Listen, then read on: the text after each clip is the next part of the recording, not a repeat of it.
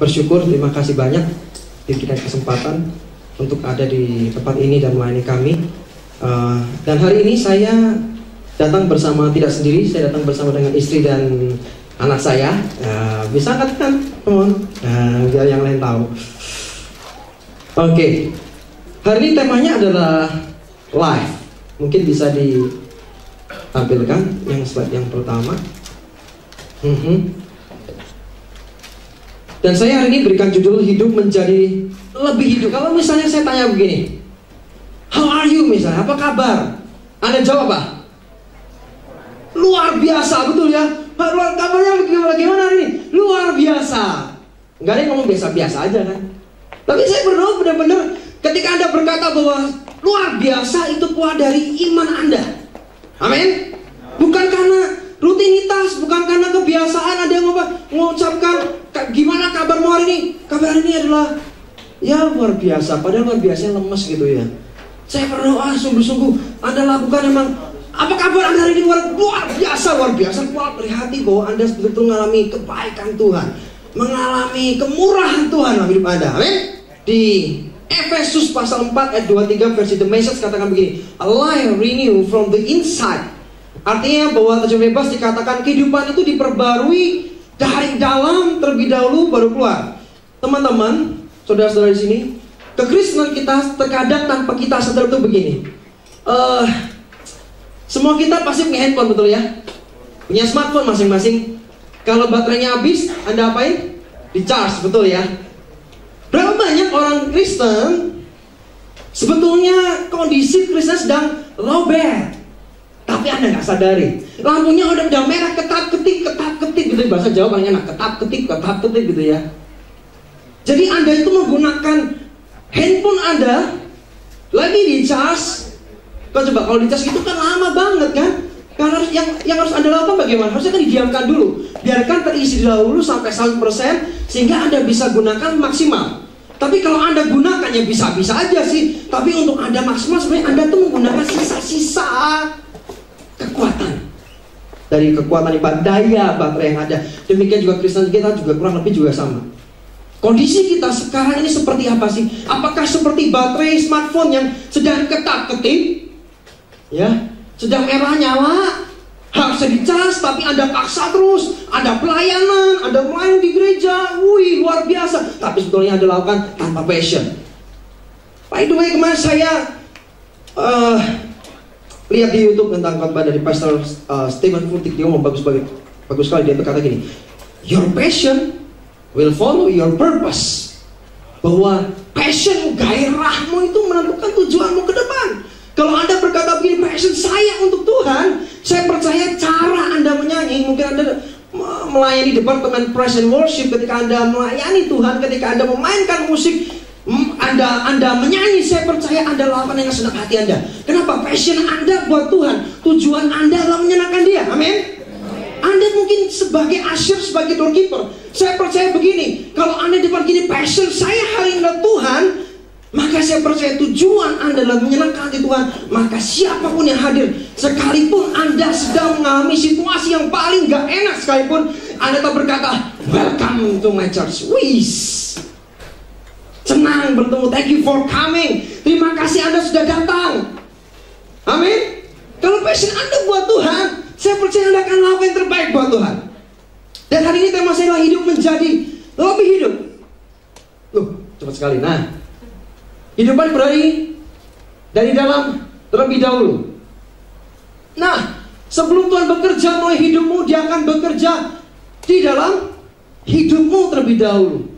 Tuhan itu selalu bekerja memulai dari dalam. Tidak pernah Dia mikirin casing kita dulu. Dia urusi yang di dalam dulu, baru biar itu keluar, terpancar from inside to outside. Nah, sekarang bagaimana membuat hidup menjadi lebih hidup, betul ya? Ini kan temanya membuat hidup menjadi lebih hidup. Gimana caranya? Yang pertama, mengerti tujuan Tuhan dalam kehidupan kita. Ya kan? Anda misalnya pergi dengan seorang, mau kemana? Lagi itu nih, ya pokoknya pergi, nggak tahu tujuannya, mau pergi sama dia, mau pergi sama dia, ya nggak mau. Kenapa? Nggak jelas. Itu melelahkan. Ya, itu melelahkan sekali. Kenapa nggak tujuannya? Roma pasal 12 ayat 2 versi ayat dikatakan bahwa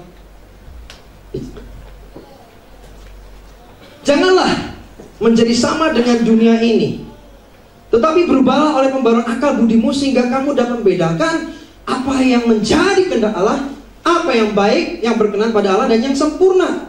Perintah Tuhan jelas bahwa kita tidak boleh menjadi apa? Sama dengan dunia ini, tapi kita menjadi orang yang selalu mengalami renewing atau pembaruan pikiran. Dari situ kita bisa mengerti kehendak Tuhan di dalam hidup kita. Tahukah Anda bahwa kita tidak boleh hidup seperti sama seperti orang di luar. Suatu kali saya baca di medsos, saya tidak akan sebutkan siapa namanya, dan saya tidak bermaksud untuk menjudge dia. Ini seorang muda, dia berkata begini, hidup itu dijalani aja, gak usah dipikir, dijalani aja. Saya tidak bermaksud ngejudge begitu. By the way, itu jadi saya jadikan quote saya tadi pagi. Saya sekarang rajin nulis quotes gitu ya.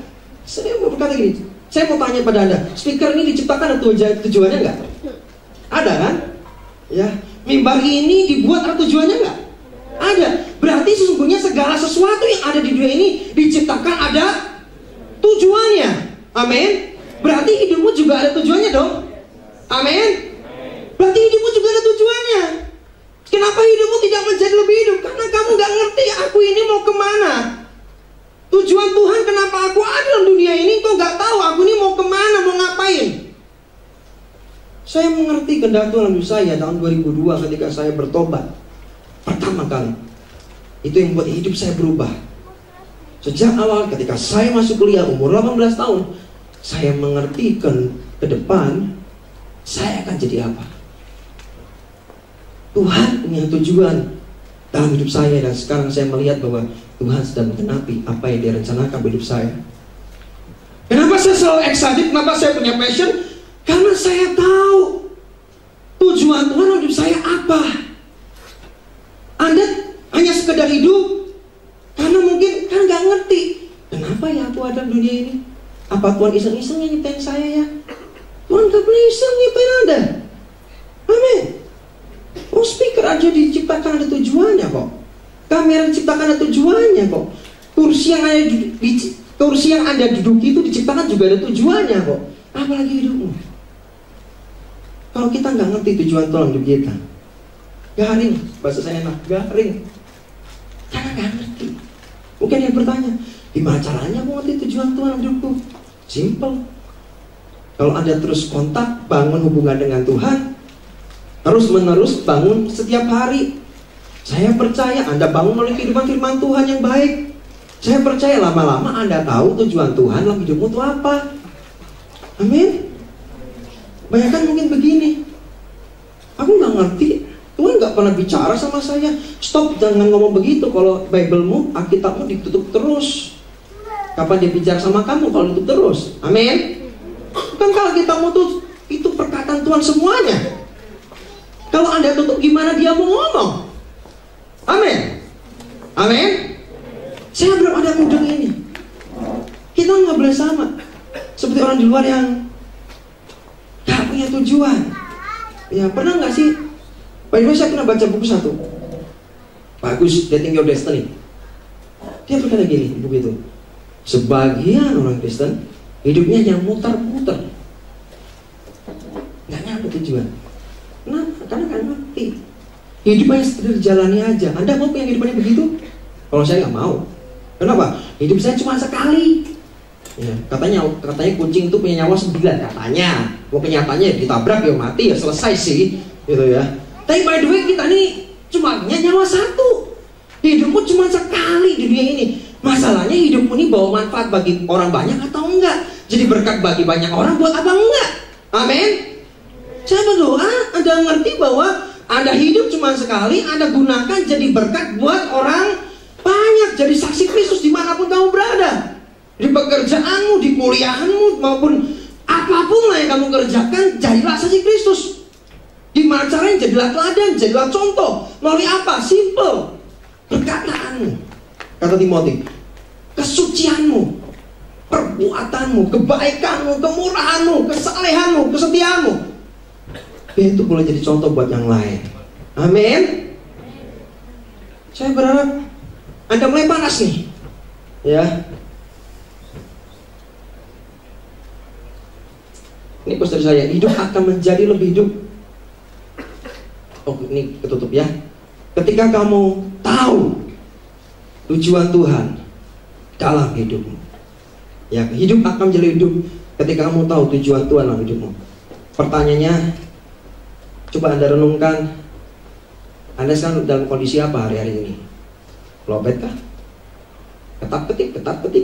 Anda tahu bahwa Anda ini sedang jauh dari Tuhan, Anda nggak punya passion, tapi Anda paksa terus untuk pelayanan. Ambil waktu bersama dengan Tuhan. Amin. Kebanyakan kita capek, apa yang dilakukan? Kalau mungkin di Semarang atau kota besar, dia akan pergi ke mall mungkin, atau bioskop maybe, atau ke laut. Kalau singkat pantai ya, pergi ke pantai Bandengan, Kartini, atau Karimun Jawa. Saya enggak anti dengan begitu, enggak. Outingnya enggak salah. Tapi yang pertama adalah carilah Tuhan terlebih dahulu. Izinkan dia mericas hidupmu terlebih dahulu, baru outing. Asik kan? Asik. Dari dalam keluar, betul? Yang dalamnya dapat, yang luarnya juga dapat. Amin. Amin. Ya. Yang kedua nih, ketika apa yang Tuhan katakan tentang hidupmu menjadi jauh lebih penting dari apa yang orang katakan tentang hidupmu. Ya, kenapa kok ini penting? Bagi saya ini penting banget nih. Kalau kita lihat di berikutnya, Mazmur 119 ayat 105, versi firman Allah yang hidup dikatakan begini, firman-Mu adalah lampu yang menerangi jalanku, supaya aku jangan jatuh. Pastor Samuel Rodriguez katakan bahwa surround yourself with people who speak into you and not about you.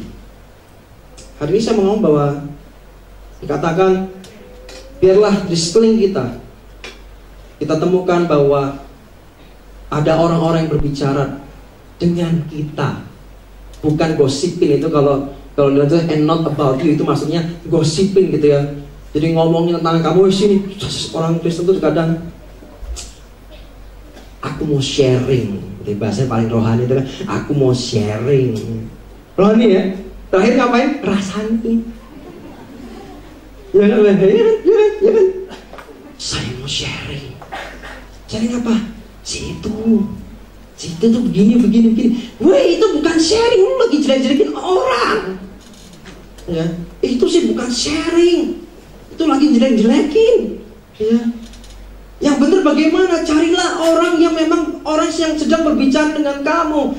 Bagaimana dia membangun hidupmu. Dia berikan koreksi kepada kamu. Banyak orang ingin cari apa? Pembenaran. Ya dilakukan pokoknya yes, benar terus. Banyak orang carinya pembenaran, bukan kebenaran. Betul nggak nih? Contoh nih, kamu tahu nih melakukan kesalahan nih. Biasanya kebiasaan orang adalah dia akan cari orang yang membenarkan bahwa tindakannya benar. Betul nggak? Ayo. Ya kan? Bener gak? Kamu tahu kamu salah nih. Yang kamu tunggu apa? Pembenaran sebetulnya. Aku tuh gini. Oh iya bener. Namanya kamu lakukan sudah bener. Iya, ya kan? Ya kan? Padahal kamu tahu kebenaran tuh di atas pembenaran, men. Amin? Kebenaran tuh di atas pembenaran. Pembenaran orang juga itu mah subjektif banget. Tapi kebenaran firman Tuhan itu segala-galanya, amin. Hiduplah di atas kebenaran, bukan pembenaran. Yes. Itu hidupmu akan lebih hidup kalau isinya orang begitu. Yuk kita sama buka di Mazmur. Keren ya ayatnya ini. Ini di luar konteks nih, tiba-tiba saya diingatkan.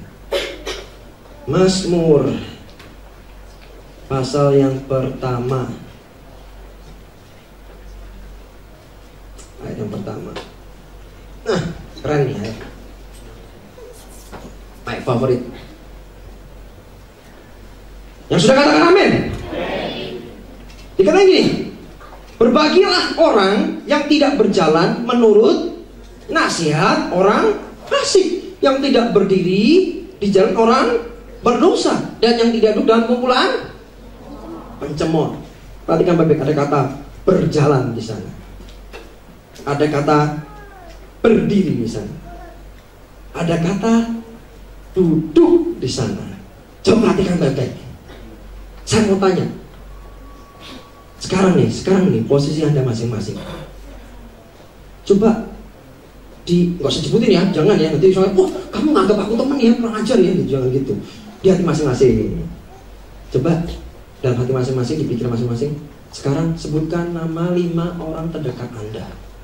Terdekat, oke? Terdekat. Sudah? Sudah belum? Jangan-jangan, wah aku gak punya teman. Waduh, kasihan berarti. No. Ya. Sudah? Sudah betul? Perhatikan baik-baik. Kelima orang ini. Apakah dia bangun hidupmu? Apakah dia membangun hidupmu? Dia yang membuat. Dia adalah orang yang bersama-sama. Yuk naik bareng yuk. Yuk cari Tuhan bareng yuk. Yuk belajar bareng yuk. Kenapa? Lah kata firman, dengan siapa engkau berdiri? Dengan siapa engkau berjalan? Dengan siapa engkau duduk? Itu pengaruhi loh. Siapa yang ingin jadi berkat Tuhan pasti semuanya angkat tangan, betul? Tapi kalau Anda nggak perhatikan ayat yang ini, engkau tidak memperhatikan engkau sedang berjalan dengan siapa, engkau tidak memperhatikan sedang berdiri dengan siapa. Kalau Anda nggak memperhatikan engkau sedang duduk dengan siapa saat ini, tuh ketolak kanan kirinya.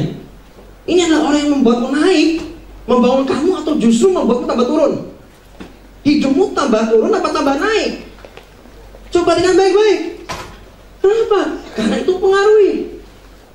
Kalau kamu kumpulannya adalah orang yang gak benar, pasti kamu jadi gak benar.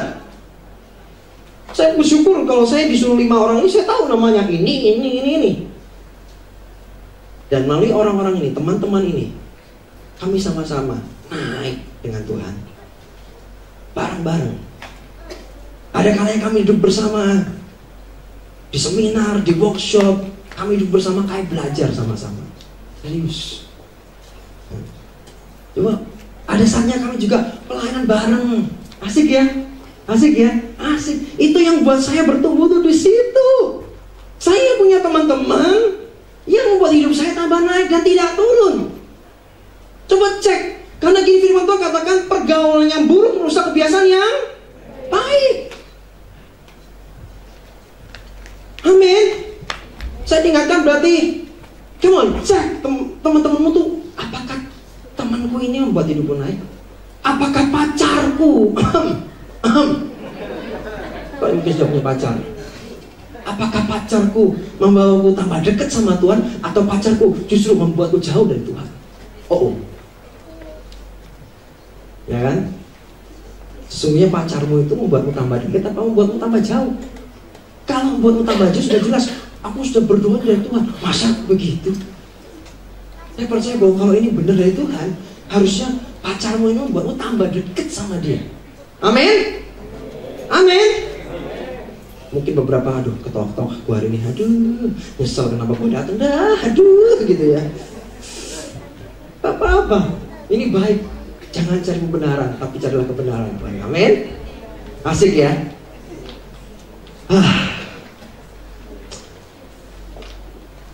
Saya ingin cerita.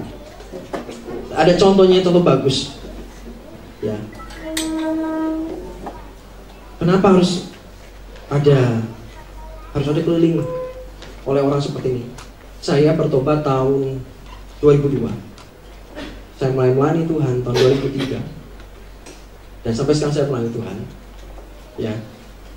Percaya nggak percaya, sejak awal saya melayani Tuhan, puji Tuhan, saya dikelilingi oleh orang-orang yang menurut saya itu baik, luar biasa. Dan melalui mereka saya jadi seperti sekarang ini. Perhatikan baik-baik, saya ingatkan sekali lagi, sekelilingmu itu menentukan hidupmu. Karena siapa? Orang-orang sekelilingmu mempengaruhi hidupmu. Kamu sudah dekat dengan siapa? Itu mengaruhi hidupmu. Bisa naik, bisa turun. Tapi sungguh saya berdoa, ada pilih yang benar. Amin. Kita lanjutkan. Tuh.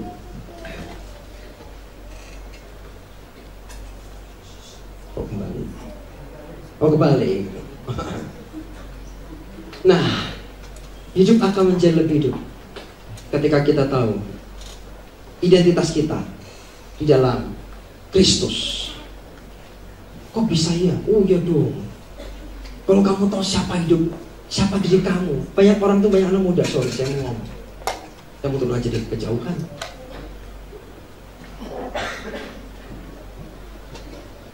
Berapa banyak yang saya temui anak muda yang tidak mengerti siapa dirinya. Kenapa saya tulis kamu akan menjadi lebih hidup kalau kamu tahu siapa kamu dalam Kristus. Anak muda biasanya butuh penerimaan.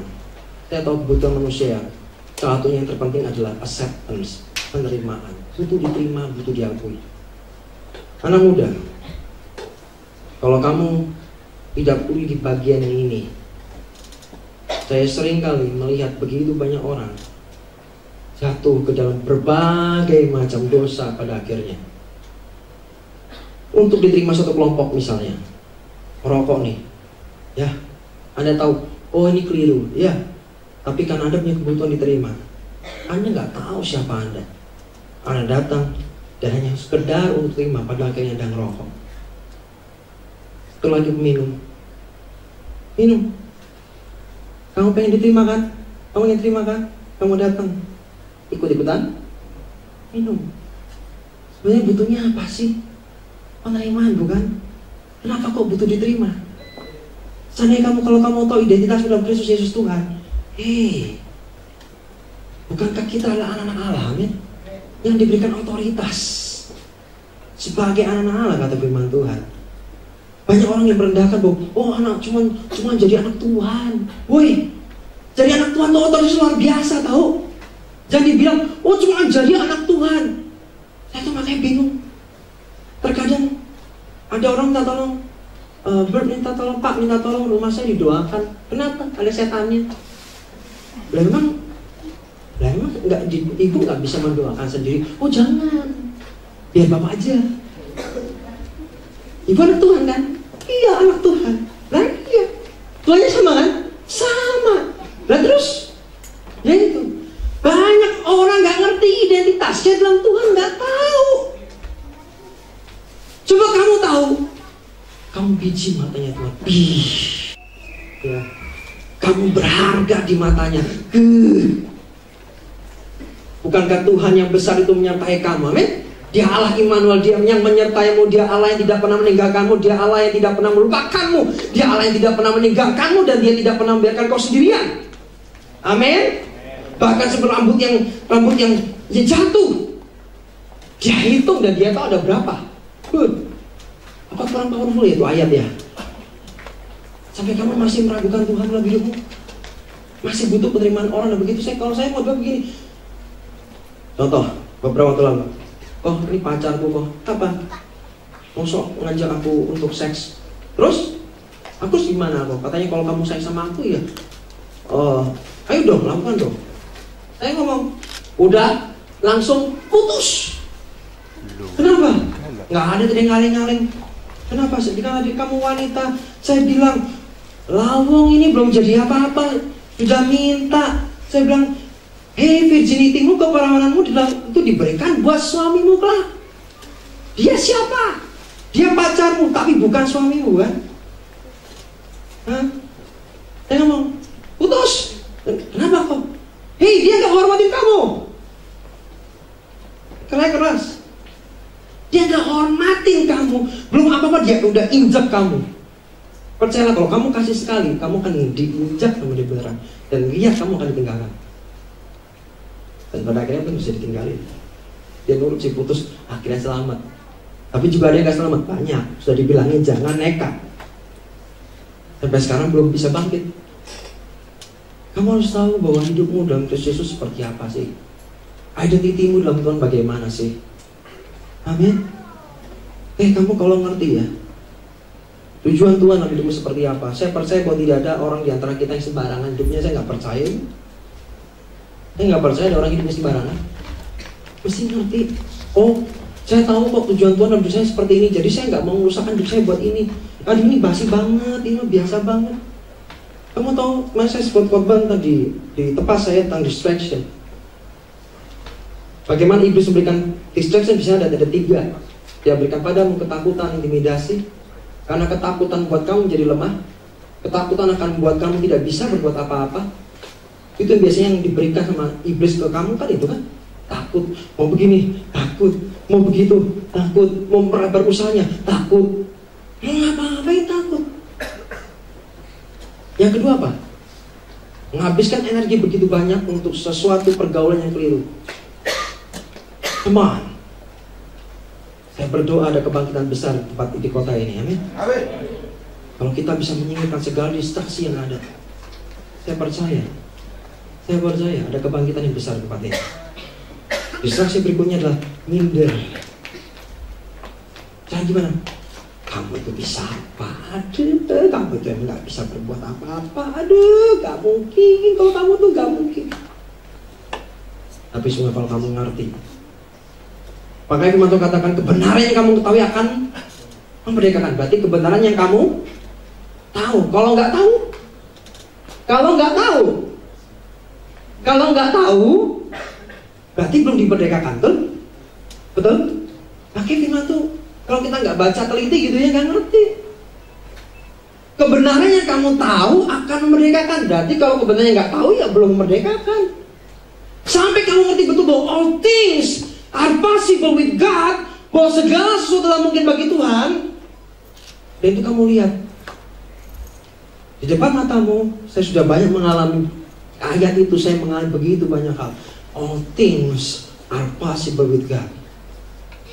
Sejak umur 18 tahun saya melihat mujizat terjadi pada mata saya. Tuhan pakai saya di usia muda. Jadi kalau kamu tuh masih muda sekarang, jangan minder. Amin. Tuhan bisa pakai kamu dengan dahsyat. Amin. Tuhan gak lihat, oh ini hamba Tuhan ini aku pakai dengan kuat. Oh kamu kan biasa-biasa aja, jadi gak bisa aku pakai. Enggak. Hanya sama kok. Amin. Memang tuh di Alkitab semuanya tertulisnya khusus ini. Khusus ini, begitu? Kan tidak. Amin. Saya lihat sejak saya masih muda. Oh, nggak ngerti cara berdoa aja gak mudeng. Suatu kali ada seorang punya penyakit kista, sudah besar, mau menikah lagi. Ya bayangkan 7 cm apa 8 cm, saya lupa. Dokter ngomong harus dioperasi. Dan dia ngomong, aku nggak mau operasi karena beresiko akan diangkat kandungannya. Teman saya undang saya, please tolong doakan kakak saya. Saya ngomong, yaudah, tak doain lah. Datang ke rumahnya. Saya ajak percaya Tuhan, percaya Yesus yuk, percaya Tuhan yuk. Percaya Tuhan bisa sembuhkan. Bukan saya yang nyembuhin, Tuhan Yesus yang menyembuhkan. Ketika kami berdoa, saya bilang ceklat ya. Anda tahu setelah ceklat, besok pagi saya dikabarin, kistanya tinggal 2 cm. Wah, tidak perlu dioperasi, cukup minum obat dan dia sembuh. Ngerti apa saya itu? Ngerti. Berdoa aja gak mudah. Tapi Tuhan bisa pakai kamu gak? Bisa. Amin. Makanya sejak masa mudamu berikan hidupmu buat Tuhan mati-matian. Amin. Karena besok kalau kamu sudah menikah, nanti juga ada seasonnya lagi. Tantangannya pasti complicated lebih banyak, betul ya? Yang sudah menikah pasti merasakan semua. Bagaimana mengatur, manajemennya seperti apa? Agak sulit. Kamu yang masih single-single semua, saya berdoa buat kamu, habiskan waktumu habis-habisan buat Tuhan. Dimaksimalkan buat Tuhan. Jangan buat pacaran yang gak benar. Makanya kenapa kok ada khotbah juga single maksimal, karena kami ingin Anda ini jadi single-single yang maksimal. Amin. Single-single yang maksimal dari Tuhan. Ketika Anda siap, Tuhan akan berikan pasangan hidupmu. Amin. Jangan galau, men. Jangan pacarnya belum punya pacar galau. Ya galau. Kenapa? Yang itu temen gue sudah punya pacar, aku belum. Kalau kondangan aku tanyain pacar mana, aku gak bisa ngomong. Come on. Saya dulu juga, saya juga sempat jomblo 7 tahun. Serius. Belum dapat istri saya. Setiap kondangan tanya, pacar mana? Belum. Pacar mana? Belum ada. Tapi saya happy aja tuh. Ya gak gimana-gimana tuh. Tapi 7 tahun kemudian Tuhan baik mempertemukan saya dengan istri saya. Ketemu di mana? Di KKR. Ya kan, asik kan? Asik. Saya khotbah, dia yang nari. Asik gak? Asik loh, ya kan? Makanya kalau cari pacar jangan di tempat-tempat warung kayak apa kayak. Come on, carilah pasangan hidupmu yang ada di sini, amin. Yang ada di gereja yang sama-sama cinta Tuhan. Anda pasti jadi pribadi yang luar biasa, amin. Kayak gini aja kenceng loh, ya kan? Ngomong gini loh, kenceng, ya. Jadi hidup akan jadi lebih hidup kalau kamu tahu identitasmu dalam Tuhan. Nah, tahu nggak teman-teman bahwa sekali lagi apa yang Tuhan katakan tentang hidupmu itu jauh lebih penting dari apa yang orang mau katakan tentang hidupmu. Teman-teman misalnya gini, ya, waktu saya tinggal berapa menit lagi selesai. Gideon lah ditemuin Tuhan nih ya, caranya, hei Gideon, harusnya kan, hei pahlawan yang gak berani, tiba-tiba Tuhan ngomong gini, hei kaum pengecut yang bersembunyi, ya kagak jadi apa-apa sih Gideon. Ya, coba dikatain, hei Musa, dasar kamu gagap, ya tambah-tambah dia gak bisa ngomong, pimpin aja gak bisa dia nanti. Tapi kalau saya lihat kehidupan di tokoh-tokoh Alkitab, kamu tahu yang buat hidupnya berubah? Ketika semua mereka mengalami encounter with God, ketika mereka mulai berjumpa dengan Tuhan, hidup mereka berubah. Musa bertemu dengan Tuhan, itu yang buat dia mengerti bahwa dia harus memimpin bangsa Israel keluar dari tanah Mesir dengan kuat kuasa otoritas Tuhan. Wow. Gideon diutus malaikat, hei pahlawan yang berkasa, tiba-tiba Gideon, ya, dia mulai berani. Semua tokoh di Alkitab, kalau kita baca dengan baik, semua mulai berubah ketika dia bertemu dengan Tuhan. Harus bertemu dengan Tuhan. Amin. Kalian yang bisa berubah. Saya mau cepat sedikit.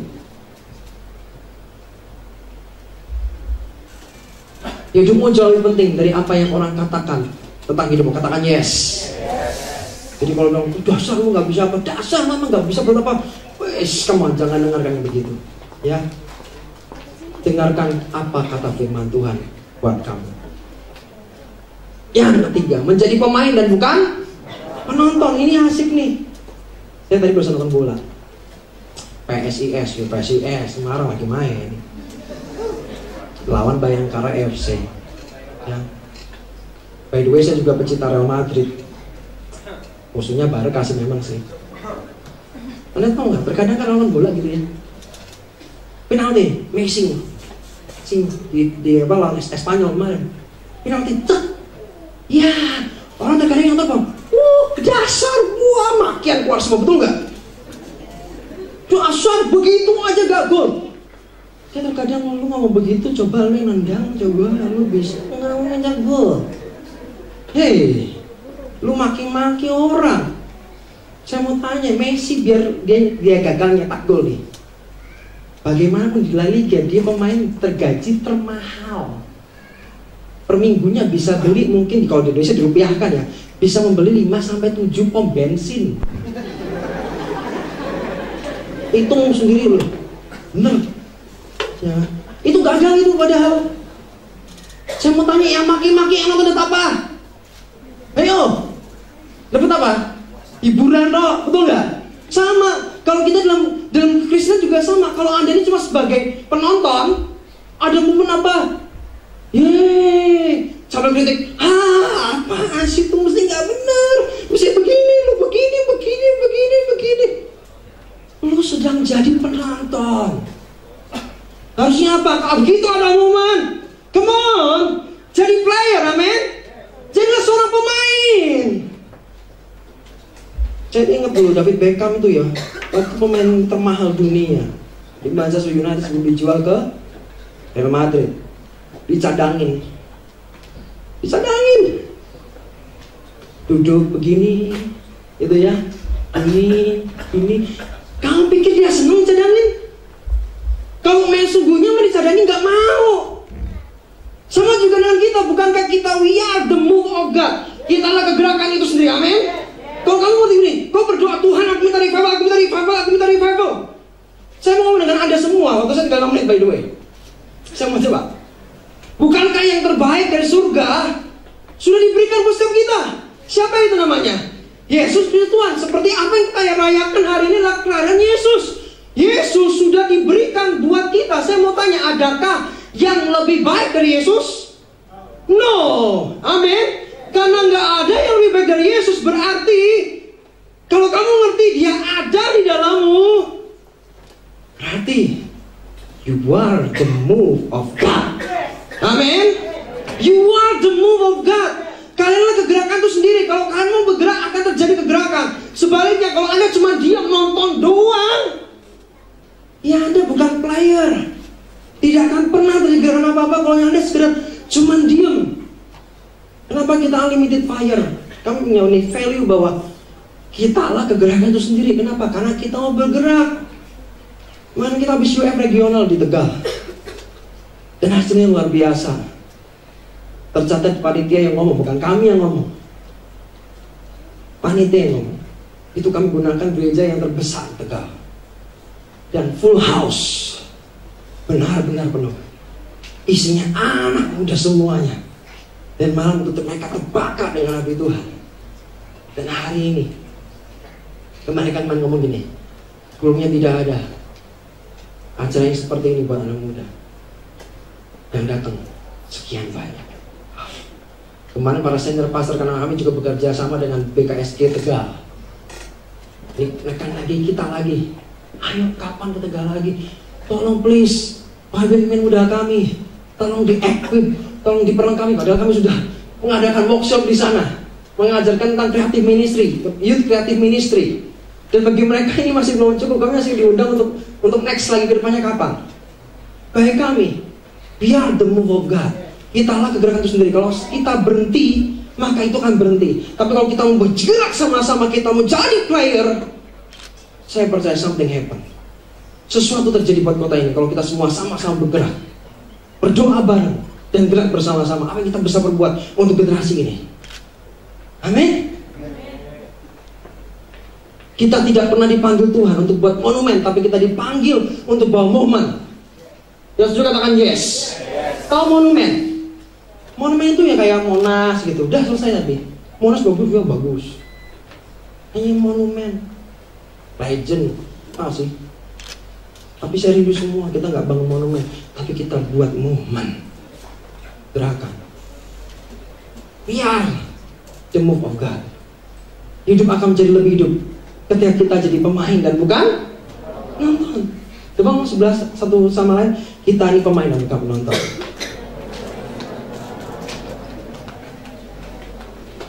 Yang keempat, saya mau cepat menyadari keadaan kita. Mungkin tim musik bisa siap ya. Mazmur 139 ayat 23-24 katakan bahwa selidikilah aku ya Allah, dan kenalah hatiku, ujilah aku dan kenalah pikiran-pikiranku. Lihatlah apakah jalanku serong, dan tuntunlah aku di jalan yang kekal. Mazmur 139 ayat 23-24. Ini perhatikan, ini ayat yang jujur banget dari Daud. Sekarang hidup kita akan jadi lebih hidup ketika kita mulai sadar kondisi kita sekarang bagaimana sih. Saya ingin berikan checklist gitu ya, untuk ngecek hidup kita seperti apa saat ini. Yang pertama nih, pada saat yang luar biasa